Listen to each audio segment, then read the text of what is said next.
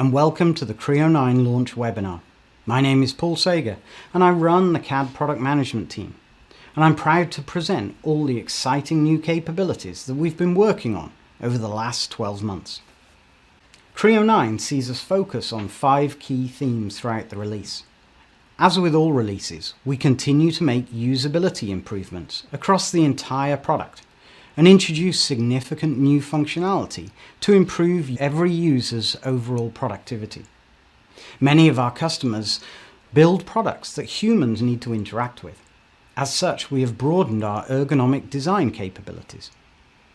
We've continued to invest and introduce new capabilities supporting model-based definition initiatives and drive the digital thread, while continuing to make improvements to our detailing environment, recognizing that many customers still need 2D drawings. We've continued to expand and invest in emerging technologies, expanding our simulation-driven design capabilities. And finally, we continue to broaden our manufacturing offerings for both additive and subtractive processes. Let's start with usability and productivity. There are many workflows and scenarios where a user needs to split the surfaces in their model to enable them to perform subsequent operations. This could be for the purpose of applying a surface finish or other GD&T callout. It could be to apply a certain appearance to a particular area of the model. There are many situations where you need to apply loads or constraints to specific locations for simulation or optimization use cases, as well as being able to split surfaces to then perform subsequent geometric operations. As such, in Creo 9, we've introduced a new divide surfaces command. This allows users to divide any existing geometry in their model into different regions, either by a curve or projected sketch. Conversely, there are then workflows where a user needs to combine multiple surfaces back into the original surface. So consequently, we also introduced a corresponding unify surface command.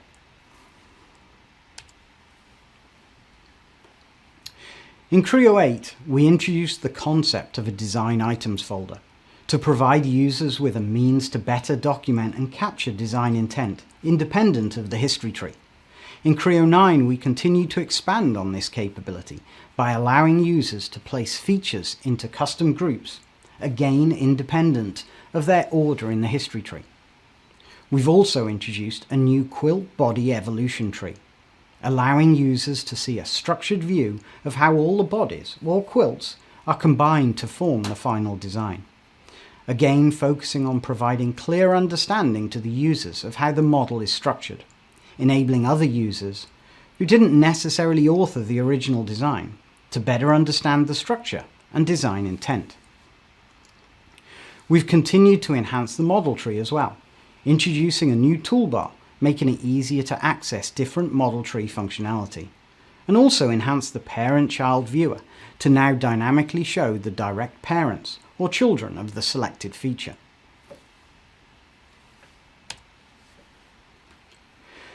Sketcher is one of the most frequently used commands inside any CAD tool, Creo being no exception. Consequently, we've continued to improve and simplify the workflows and usability. When creating the first sketch in a design, the system will now automatically scale the sketch based upon editing the first dimension. This will maintain the aspect ratio of the sketch, maintaining the user's intended shape. This simple enhancement can save users significant time and energy. But we didn't stop there. We also modernized the project and offset commands inside Sketcher and enhanced the diagnostics tools, making it easier to identify overlapping or intersecting entities. We also introduced a new curve tool, enabling users to define a geodesic curve based upon a point and a direction. We also made significant improvements to patterns. Users can now redefine a patterned hole from a simple to a standard hole without having to delete the pattern, and adjust the pattern regeneration options for geometry patterns to significantly improve pattern regeneration times. Creo 9 also sees continued evolution of our surfacing tools, adding new capabilities inside the Style feature, providing greater control over G2 and G3 curve connections, as well as providing the ability to now constrain an isoline curve to existing geometry, further capturing design intent. For Freestyle, we've introduced a new brushing capability. As a reminder, Freestyle is based upon subdivisional modeling, allowing users to quickly and easily build and modify their shape by pushing or pulling on a subdivisional control mesh. Brushing provides unmatched capability to more easily sculpt the desired shape. Just as a traditional artist would sculpt a design from clay, users can now leverage brushes to push and pull their geometry with ease to achieve their desired shape. ECAD support continues to be expanded, adding the ability to now import silk screens and solder mask layers onto their ECAD board, providing engineers with greater awareness of areas to avoid or highlight in their mechanical design. Creo 9 also sees several enhancements related to assemblies. Users can now more easily replace components in their design with sub-assemblies, and provides better capabilities to resolve issues when components are missing during retrieval. Explode lines can now also be grouped in the model tree, simplifying the model tree display and reducing clutter. As I mentioned earlier, many customers build products that humans need to interact with. Many customer products need to conform to certain safety regulations. Consequently, Creo 9 sees new and expanded capabilities targeting design for ergonomics. For many years, Creo has provided mannequin capability, consisting of an extensive library of human factor populations and a set of tools to manipulate and analyze the mannequin's interaction with the design. In Creo 9, we have expanded upon this. Many customers need to create their own mannequin populations to address certain demographics. Consequently, we've introduced a new mannequin editor, providing a fixed set of parameters to modify the mannequin's size and shape, enabling customers to build their own custom library. Once created, these mannequins can then be saved as a single business object to be used within their organization. But we didn't stop there. We also focused on significant usability improvements for the manipulation and positioning of the mannequin within the design. Leveraging the standard 3D dragger, the mannequin can easily be positioned while respecting the degrees of freedom contained within the mannequin. Constraints and degrees of freedom are more easily controlled and managed. All of this information is now shown directly in the model tree. When modifying the mannequin to determine whether it can reach a certain part of the design, constraints can now be applied to capture and maintain the design intent during design changes. If the mannequin cannot reach the particular location, a measurement will be displayed showing the gap. When designing products that humans interact with, it's important to understand and evaluate what the user can actually see. In many industries, there are regulatory requirements that must be met. As such, in Creo 9, we've introduced a new visual field feature. This will generate a vision cone of exactly the field of view of the mannequin, taking into account any occluding geometry. As an example, while sat in a vehicle, looking through the windshield, my field of view is lightly occluded by the steering wheel, the dashboard, A-pillars, and other components. Regulations require that I need to see a certain percentage of a volume around the vehicle. The visual field feature will now create the exact visual field that can be used to validate that I'm complying with the specific regulations, validating my design and reducing the risk of late-stage design changes once a physical prototype is built. Creo 9 sees continued effort to expand our model-based definition capabilities, as more and more customers are looking to transform their business, moving from 2D-centric to 3D-centric practices, and realizing the full value and potential of the digital thread. In Creo 8, we focused on modernizing symbols. With Creo 9, we expanded this to cover surface finishes as well, introducing a new streamlined workflow for placing and editing surface finishes, including built-in logic to prevent multiple surface finishes being applied to the same surface, providing a rich gallery giving users quick access to commonly used surface finishes, including the addition of 3 new ASME and ISO standard compliant finishes. In addition, we provide easy customization and categorization of the surface finish, along with automatically creating the corresponding parameters for use by downstream tools. Surface finishes now support semantic definition in the same way as other annotations and symbols, meaning that a user can now define and edit the references of the surface finish annotation, as well as use semantic query tool to investigate and review the semantic references of the surface finish annotation, overall providing an intuitive, consistent and flexible environment, reducing the time taken to create standard compliant annotations. Prior to Creo 9, specific parameters relating to symbols would need to be manually added to each symbol, a time-consuming and error-prone activity. Creo 9 provides the ability for the administrator or the user to predefine the symbol parameter names that will be created. When those symbols are placed in MBD, the parameters will automatically be created and populated based upon the specific customization and grouping of the symbols. In the case of weld symbols, these parameters are automatically populated based upon the weld feature definition. These parameters can then be exposed for downstream consumption by defining the symbol as a control characteristic. This streamlines the process of downstream usage and eliminates manual interaction. GD&T Advisor has also continued to be expanded, streamlining the process of adding missing dimensions without needing to exit the GD&T Advisor environment.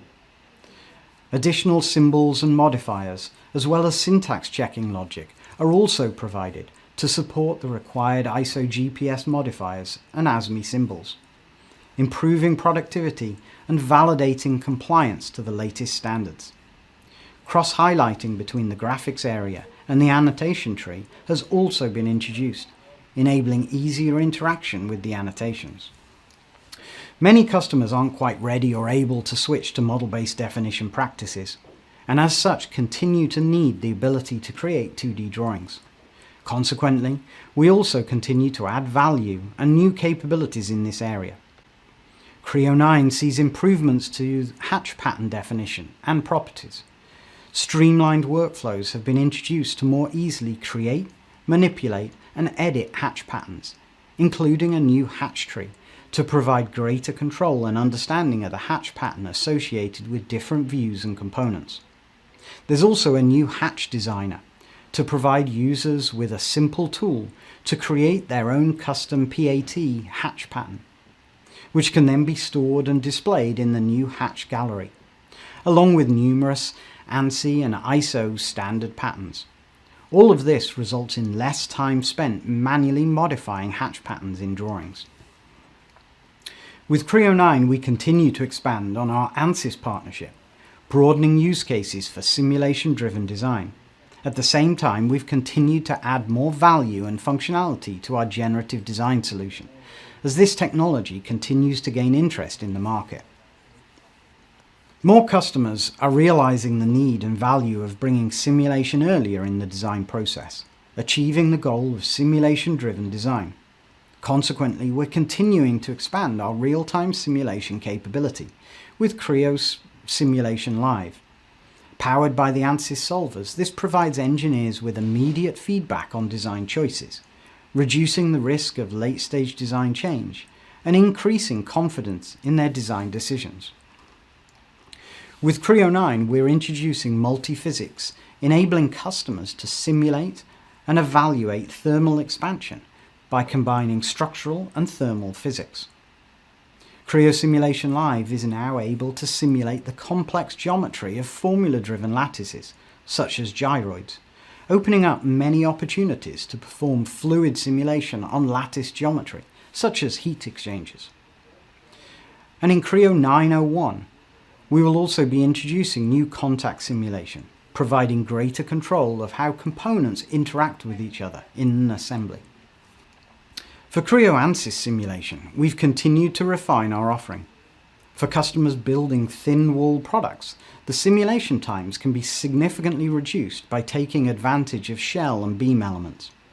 Consequently, in Creo 9, we've introduced the ability to automatically extract mid-surface shell elements from the design components, automatically define connections between those shell elements, and perform a beam or shell-based simulation. This significantly reduces the time taken to calculate the results, enabling customers to build better products faster.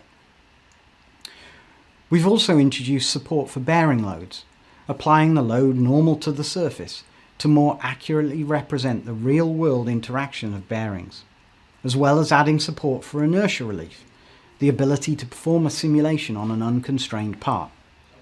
Finally, we've made numerous usability improvements throughout the product.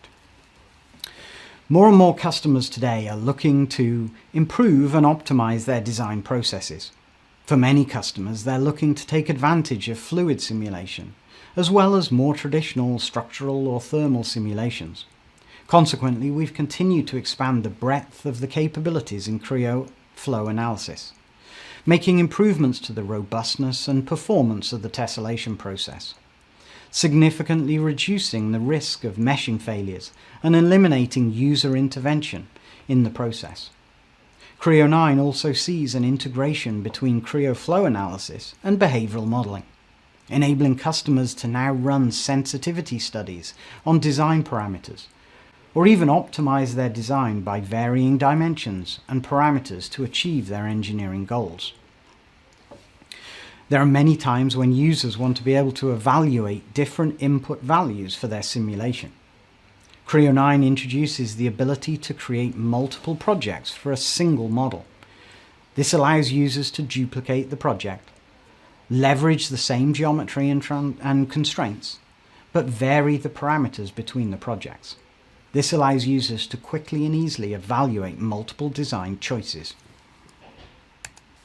With increased competition and demands on reducing the time to market, more customers are looking to push the envelope on what's possible for their designs. Consequently, they're looking to leverage the value and benefit of generative design, enabling them to more quickly create and evaluate designs based upon different engineering and manufacturing requirements. To that end, we've continued to invest in this emerging technology, with our strategy to provide this level of functionality fully integrated into the Creo design environment. Creo 9 sees the introduction of a safety factor for structural optimization. Users can now generate a design that minimizes the mass of the component while meeting a defined safety factor. We've also introduced a new modal optimization, allowing users to design products that need to have a certain frequency response. Users can now minimize the mass of a component while attaining a minimum frequency, as well as maximize the frequency range to a target mass, broadening the range of use cases supported. There can be cases where the optimization can be a time-consuming process. In those scenarios, it's critical to make sure that the design is set up correctly before performing the optimization. No one wants to run an optimization to then find out that the results are wrong because the setup was not correct. As such, we've introduced the ability to perform a quick initial simulation to validate that the design is set up, configured, and constrained correctly before performing the optimization, reducing the risk of wasting time and effort. And let's not forget that with generative design extension, customers can take advantage of the mass compute power of the cloud to perform multiple studies and compare the results of different design parameters, materials, or manufacturing processes. Finally, let's take a look at enhancements in Creo's manufacturing solutions. More of our customers are exploring and leveraging the opportunities that additive manufacturing provides, whether that be for fixture design, functional prototyping, or final part production. Creo 9 sees continued expansion of our capabilities for lattice generation inside Creo. We've added the ability to create skin lattices for open quilts, and made significant improvements to the robustness of the geometry engine to enable the creation of more complex lattice geometry. Formula-driven lattices, such as gyroids, have unique characteristics that make them an ideal candidate to use as a heat exchanger. The gyroids contain two distinct channels. One channel could contain a hot fluid, and the other channel a cooling fluid. To be able to control these channels, we have introduced the ability to locally control the wall thickness and apply a baffle to block off individual channels, allowing control over the flow of the fluid. Finally, when it comes to printing, many customers need the ability to create their own support structures. In Creo 9, customers can now leverage the power of Creo to build their own supports and identify this geometry as support structure, allowing the assignment of different printing parameters for support material versus the final part. Moving on to subtractive manufacturing. Over the last few releases, we've introduced more and more high-speed machining sequences, enabling the rapid creation of complex toolpaths. Starting with roughing and re-roughing sequences, we then added 3 to 5-axis machining. And now in Creo 9, we introduce full 5-axis geodesic toolpath. We've continued to expand our support for high-speed machining, as more customers not only need to reduce the time taken to create their complex toolpaths, but also demand higher quality finished parts. We also continue to expand upon our existing high-speed machining sequences by adding customization capabilities to add CL commands at locations in the tool motion, reducing manual editing before post-processing. Additional controls for roughing sequences have also been added to introduce an adaptive feed rate. This will adjust the feed rate of the tool as it approaches corners or changes in direction, increasing the tool life, reducing tool chatter, and resulting in smoother surfaces. We also continue to expand upon our production machining capability, addressing many specific customer requests and workflows, reducing the amount of manual customization and increasing productivity. Additional control for extensions has been provided for turning sequences, as well as the ability to split turning toolpaths for the purpose of adding additional CL commands. For many years, Creo has had the ability to create an in-process stock model. Previously, this was a static point-in-time model. In Creo 9, this has now been updated to be associative.